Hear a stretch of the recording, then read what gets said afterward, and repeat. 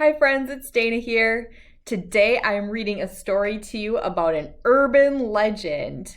An urban legend is something that is told from person to person to person, and so people begin to think it's true, but maybe it's really not. Who knows? So this urban legend is about a dinosaur who isn't supposed to scribble because there's a lot of reasons, but it all ends in a disaster, is what people are told. So let's find out what happens when this little boy actually lets the dinosaur scribble. Because, I think he wants to find out if the urban legend is true. Let's read this. It's Never Let a Dinosaur Scribble, written and illustrated by Diane, Alber. Here we go.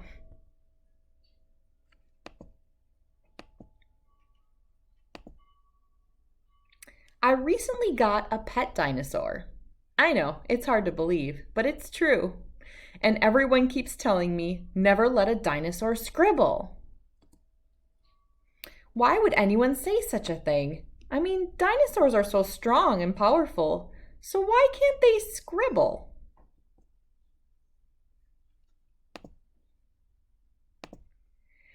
I thought if I gave him just one crayon, what could go wrong? Well, I'll tell ya. He took off running toward the wall. We don't scribble on the walls, only paper, I yelled.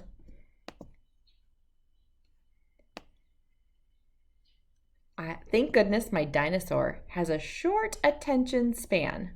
Just before he was going to scribble on the wall, he noticed a couple of stones instead. He started to scribble on one of the stones, which was great, but there was just one problem. He really couldn't see the scribble at all. I could tell he had another idea. He went to grab the paint. This was not going to end well. But surprisingly, it didn't make as big of a mess as I thought. He just quietly painted his little stone, and it turned out awesome. But then he got another idea. He wanted to paint dinosaur-sized stones. It didn't take long before he was rolling boulders into the room, one after another. It had become the biggest rock pile I had ever seen. And the way he painted the rocks was truly extraordinary. But you couldn't see my floor or my bed anymore. I had to find a place for the rock pile, and quick. Then I heard a noise down the hall. This was it. I was going to be in so much trouble. I popped my head out of the door. My mom was standing right there. Before my mom could say anything, I started to explain the mess she was about to see. Well, it all started when I heard to never let a dinosaur scribble, but I had to find out why, so I gave my dinosaur a crayon, and then he ran towards the wall with it. Thank goodness he got distracted with some small stones and started scribbling on them instead, but he couldn't see the scribble at all, so I got some paint. He loved it so much that he got bigger stones, giant ones, even if it made a big mess. I'm sorry. Mom peeked around the corner and smiled. You didn't make a mess. You made some spectacular art. When I turned around, there was just a little pile of stones on my table. No huge boulders and no gigantic rock pile, but still some of the best art ever.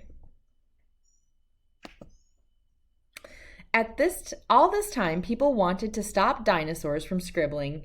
It could be because they try to draw on walls or make a gigantic rock pile, but if my dinosaur had never scribbled, he would have never learned how to make this amazing stone art. So the next time you hear, never let a dinosaur scribble, just remember, all great art starts with a scribble, and even dinosaurs have to start somewhere. All right, friends, I think the moral of this story is number 1, urban legends should be tested.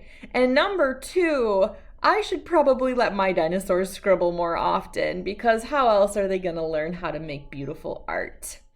I hope you all enjoyed this story all about dinosaurs and art. And thank you so much for reading with me, friends. Bye.